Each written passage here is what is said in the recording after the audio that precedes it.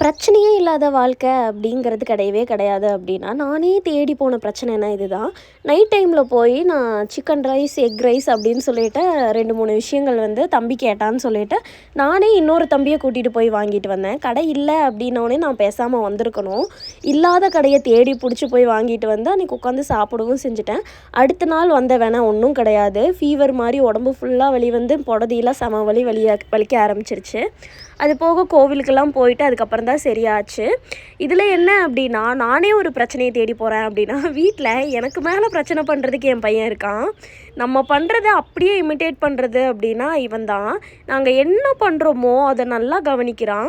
கொஞ்ச நாளில் அவனே வந்து இதெல்லாம் இதுக்கு தான் பண்ணணும் அப்படின்னு சொல்லிட்டு தெரிஞ்சு வச்சுக்கிறான். சீப்பெடுத்து தலைவாடுறது மட்டும் கிடையாது, தினமும் எங்கள் வீட்டில் சாமி கும்பிட்றாங்க. அந்த சாமி கும்பிட்றத பார்த்து பார்த்து திண்ணூறு வைக்கிறாங்கன்னு தெரிஞ்சுட்டு, அவன் யாருமே இல்லாத டைமில் இப்படின்னு போயிட்டு வர கேப்பில் திண்ணூறு எடுத்து இப்படி தான் பூசணும்னு சொல்லிட்டு நெத்தி ஃபுல்லாக பூசிட்டு அப்படி கொட்டி வச்சுருந்தான். அவனுக்கு எட்டாத இடத்துல தான் வச்சுருந்தோம். இப்போ சார் வளர்ந்தனால கொஞ்சம் அவனுக்கு எல்லாமே எட்டுது போல், எங்களுக்கு அது தெரியல. எடுத்து இப்படிலாம் பண்ணி வச்சுருந்தான். பட் இது க்யூட்டாக தான் இருக்குது. ஃபர்ஸ்ட் டைம் செய்யும்போது ஆள் இல்லாத டைமில் வேறு ஏதாவது ஆயிருமோ அப்படிங்கிற பயமும் இருக்குது. வாய்ஸ் வந்து கொஞ்சம் கரகரன்னு தான் இருக்கும். ஏன்னா கோல்டு. இடியனுக்கும் இப்போ ஹெவி ஃபீவர் தான். அதாவது நான் தான் சொல்லியிருக்கேனே, ஏதாவது ஃபெஸ்டிவல் டைம் வந்தால் மட்டும் எல்லாத்துக்குமே ஃபீவர் வந்துடுது அப்படின்னு சொல்லிட்டு.